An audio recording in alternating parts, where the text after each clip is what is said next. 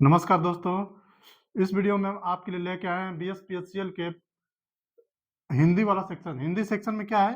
वर्णमाला। वर्णमाला में हम देखते हैं सबसे पहले बेसिक से वर्ण। वर्ण क्या होता है? जो जैसे कि हम जो क ख ग जो लिखा हुआ है, ठीक है, ये क्या है? वर्ण। यानी कि जो लिखित जो चिन्ह है उसी को क्या बोलते हैं? वर्ण। या फिर भाषिक भाषिक ध्वनियों के लिखित रूप, यानी कि क ख ग हम जो बोल रहे हैं, यानी कि भाषा में बोल रहे हैं, उसी का जो लिखित रूप यानी कि क ख ग, उसी को क्या बोलेंगे? वर्ण। आगे देखते हैं वर्णमाला। वर्णमाला में क्या आएगा? वर्णों के व्यवस्थित समूह, यानी कि जैसे क के बाद ख ही आ रहा है, ख के बाद ग, ये नहीं है क के बाद सीधे स पे चले जाएंगे। तो ये जो व्यवस्थित क्रम है, इसी को क्या बोलेंगे? इस क्रम को ही वर्णमाला। अब देखते हैं कि वर्णमाला में क्या क्या आएगा। एक आएगा स्वर और दूसरा व्यंजन। तो स्वर में क्या होगा? स्वर में सबसे पहले हम आएंगे मूल स्वर या फिर ह्रस्व स्वर। जो ह्रस्व स्वर होते हैं उन्हीं को ही मूल स्वर भी कहते हैं। और दूसरा दीर्घ स्वर। ह्रस्व स्वर में क्या बोलते हैं? जैसे अ इ उ री, यानी कि जिनके उच्चारण में बहुत कम समय लगता है उसको क्या बोलेंगे? ह्रस्व। और जिनके उच्चारण में क्या होगा? ज्यादा समय लगेगा उसको दीर्घ स्वर बोलेंगे। तो ह्रस्व स्वर में क्या आएगा? अ, छोटी ई, छोटा ऊ और री। केवल 4 है, ठीक है। उसी प्रकार दीर्घ। दीर्घ में कितना आ जाएंगे? 7। आ, बड़ी ई, बड़ा ऊ, ए, ऐ, ओ और औ। टोटल कितने हो जाएंगे? 7। तो इस प्रकार टोटल हम देखेंगे, टोटल कितना हो जाएगा? टोटल 11 क्या हो जाएंगे? हमारे स्वर हो जाएंगे। तो अगर एग्जाम में पूछता है कि स्वर की संख्या कितनी है, तो कितनी हो जाएगी? 11, क्योंकि उसमें क्या होगा? 4 ह्रस्व होंगे और 7 दीर्घ होगा। अब देखते हैं व्यंजन। व्यंजन में क्या क्या होगा? व्यंजन में देखते हैं पहले क्या होगा? स्पर्श व्यंजन। इसको स्पर्शी व्यंजन, यानी कि क से पावर के तक के, और इसके साथ क्या हो गया? अड़ा और ढ। टोटल कितनी संख्या है? क्वेश्चन पूछ सकता है कि स्पर्शी व्यंजन की संख्या कितनी होती है, तो कितनी होती है? 27। उसी प्रकार अंतस्थ। अंतस्थ या अंतस्थ में ये पूछ सकता है कि जैसे 4 ठो वर्ण का दे देगा और उसमें पूछ लेगा, या फिर 4 ठो व्यंजन दे देगा, उसमें पूछ लेगा कि इसमें कौन सा अंतस्थ है। तो अंतस्थ में सिर्फ क्या होगा? य, र, ल और व, 4। केवल 4, यही 4 क्या होंगे? अंतस्थ होंगे। और उष्म, उष्म को क्या बोलेंगे? संघर्षी भी बोलेंगे। क्या बोलेंगे? संघर्षी व्यंजन। तो उसमें क्या होगा? स और ह, तीनों स, यानी कि स और ह, 4। इसमें भी इसकी संख्या कितनी है? 4। आगत। आगत स्वर, आगत व्यंजन क्या होगा? ज। यहाँ पे ध्यान रखिएगा, ज में, इस ज में यहाँ पे क्या है? डॉट है। और इसमें फ में भी यहाँ पे डॉट है, क्योंकि ये जो डॉट इस वाले में नहीं रहेगा, जो क ख ग वाले में रहता है वो नहीं रहेगा। और यहाँ पे संयुक्त। संयुक्त यानी कि यहाँ पे जो व्यंजन है ये अकेले नहीं है, इनमें ये किसी दो अलग व्यंजन से मिलके, या दो से अधिक जो भी है, अलग से मिलके बने हुए हैं, लेकिन दिख एक ही रहे हैं, तो इनको क्या बोलेंगे? संयुक्त व्यंजन। इस प्रकार हम देखते हैं इनकी संख्या कितनी है? 4।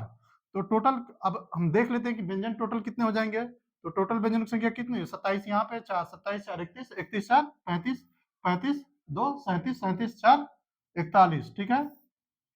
तो टोटल व्यंजनों की संख्या कितनी हो जाएगी? 41। और स्वरों की संख्या 11।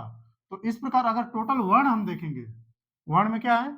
वर्ण, वर्ण में स्वर और व्यंजन, यानी कि टोटल वर्ण देखेंगे तो कितना आ जाएगा? 52।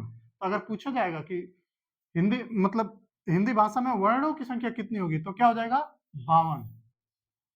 अगले पे आते हैं।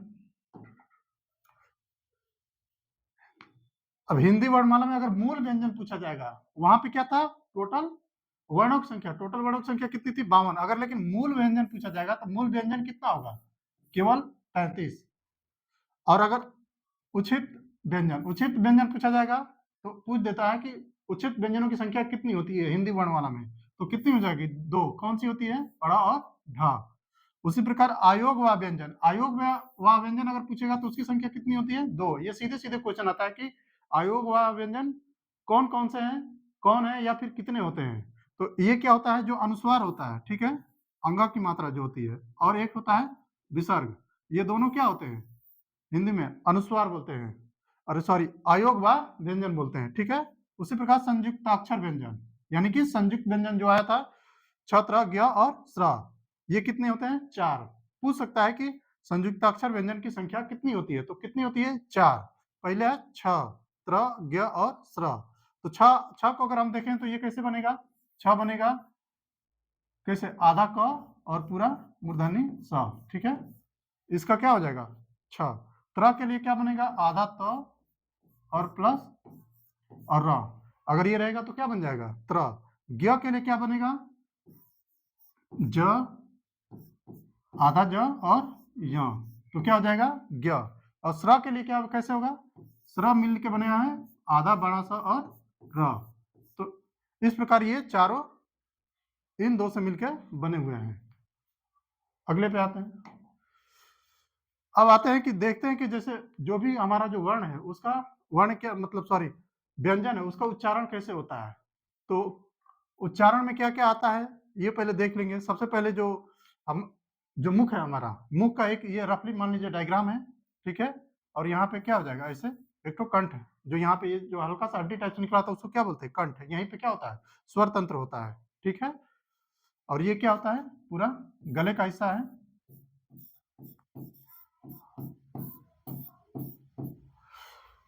सबसे पहले मुर्दा, मुर्दा क्या है मुर्दा एक तरह से जो ऊपर का जो तालु है, तो अग्र भाग को क्या बोलेंगे कठोर तालु और पीछे कोमल तालु, लेकिन यहाँ बीच में थोड़ा सा जगह बचेगा उसको क्या बोलेंगे मुर्दा।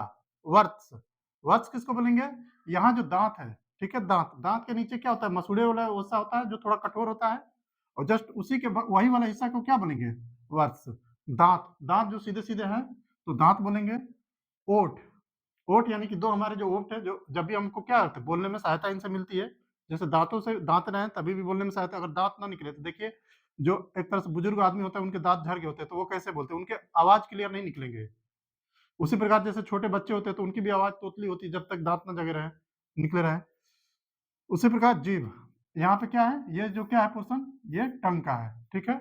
अब आते हैं हम वर्णों पे। तो पहले क्या हमारे जो वर्ण है वो किसमें क वर्ग में बटा है च वर्ग ट वर्ग त वर्ग प वर्ग, उसी पर और आगे क्या है स ज र ल व फ जो भी है जो अलग अलग मतलब जैसे जैसे हवा जा रही है और हम क्या करते हैं हवा अंदर से निकल रही है संघर्ष हो रहा है वो भी चीजें, तो उन सब चीजों को काउंट करते हुए क्या सबसे पहले क्या देखते हैं क वर्ग। क वर्ग किससे बोलते हैं कंठ से, यानी कि अगर जब से हम क वर्ग यानी कि क ख ग घ ङ अगर इसका हम उच्चारण करेंगे क ख ग घ ङ तो उसका क्या होगा कंठ, हमारा कंठ से आवाज निकलती है तो उसको क्या बोलेंगे कंठ, ठीक है।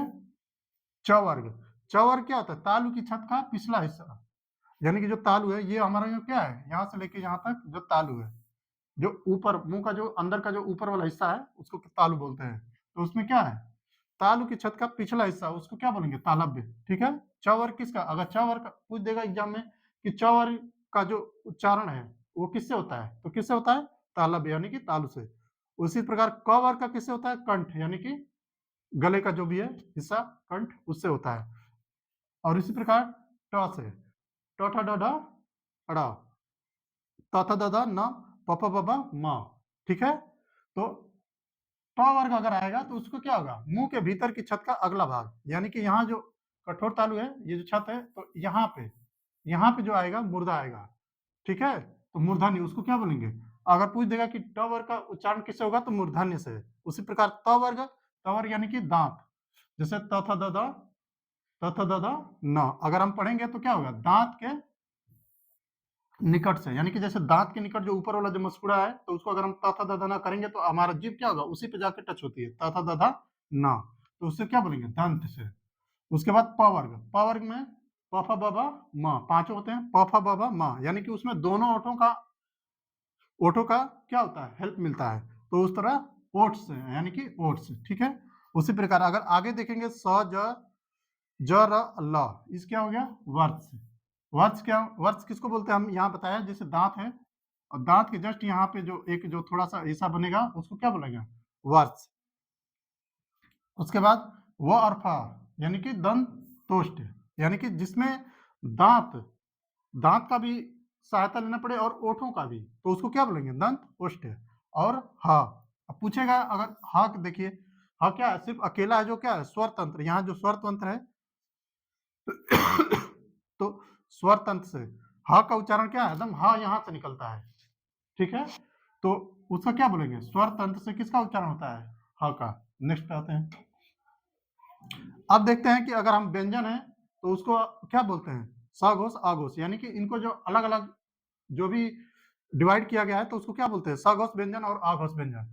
तो सघोष व्यंजन उसको बोलते हैं जिसमें क्या होता है, स्वर तंत्र में कंपन नहीं होता है। यानी कि जब भी हम इन, जैसे ये वाले जो वर्ण है, ये वाला जो व्यंजन है और ये वाला, तो ये वाले जो व्यंजन है यानी कि अघोष व्यंजन है, इसको जब हम उच्चारण करेंगे तो हमारा जो स्वर तंत्र यहाँ पे अंदर की तरफ एक स्वर तंत्र है, उसको, उसमें क्या होगा, कंपन नहीं होगा। लेकिन अगर, और उसी प्रकार अगर सघोष का हम देखेंगे, सघोष में अगर ये वाले जो वर्ण है तो उसमें अगर हम उच्चारण करेंगे तो उसमें क्या होगा, स्वर तंत्र में कंपन होगा। तो कंपन के आधार पर, यानी कि उच्चारण में जो कंपन के आधार पर जो स्वर तंत्र में जो कंपन हो रहा है उसके आधार पर जो वर्णों का जो वर्गीकरण किया गया है व्यंजनों का, उसको क्या बोलते हैं, एक तो स्व, एक तो अघोष और दूसरा सघोष। अब देखते हैं अघोष में कौन कौन से आता है, प्रथम और द्वितीय, यानी कि जो वर्ग है, जैसे मान लीजिए क वर्ग है, च वर्ग है, प वर्ग है, ट वर्ग है, तो इनमें जो पहला और द्वितीय, यानी कि अगर देखा जाएगा तो क वर्ग, अगर यहाँ पे मान लीजिए क वर्ग, क वर्ग है, क वर्ग में क्या आता है, क, ख, ग, घ और अंग, ठीक है। तो इसमें कितना है, 3 2 5, 5 है। तो वही बता रहा है कि क वर्ग में क्या है, प्रथम और द्वितीय, प्रथम और द्वितीय क और ख, वो क्या हो जाएगा, अघोष व्यंजन हो जाएगा, क्योंकि इसके उच्चारण में क्या होता है, कंपन नहीं होगा। तो क और ख, ये क्या हो जाएगा, अघोष व्यंजन। उसी प्रकार सघोष अगर देखा जाएगा तो सघोष में क्या होगा, ग, घ और अंग, यानी कि तृतीय, चतुर्थ और पंच, ये जो व्यंजन आएंगे उसको क्या होंगे, सघोष व्यंजन करेंगे। उसी प्रकार हर मतलब वर्ग में, जैसे क वर्ग है, च वर्ग है, ट वर्ग है और त वर्ग है, पहला ये है, दूसरा ये है, तो ये क्या हो जाएगा, अघोष व्यंजन हो जाएगा। और सघोष व्यंजन में तृतीय, चतुर्थ और पंचम, यानी कि ये वाला हो जाएगा। लेकिन इसका थोड़ा सा एक और भी है, इसमें जो स स, ठीक है, ये क्या होता है, इसको क्या बोलते हैं, संघर्षी व्यंजन बोलते हैं या फिर उसमेय व्यंजन।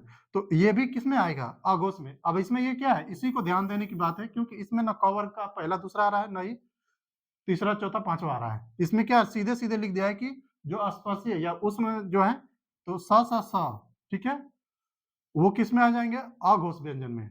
और यहाँ पे य, र, ल, व और ह, ये जो पांचों हैं, ठीक है, ये किस में आ जाएंगे, सघोष व्यंजन में। तो ये थोड़ा एक्सेप्शन है, इसको हमें क्या करना है, हमें ध्यान रखना पड़ेगा। बाकी इसमें तो पहला, दूसरा, फिर उसके बाद तीसरा, चौथा और पांचवा, तो ये तो सीधे सीधे। पांचवा के साथ साथ इसमें ज है, यहाँ पे डॉट है, और यहाँ पे अड़ा है, ये वाला तो अड़ा रहता ही है, एक ये वाला है और एक ढ वाला भी है।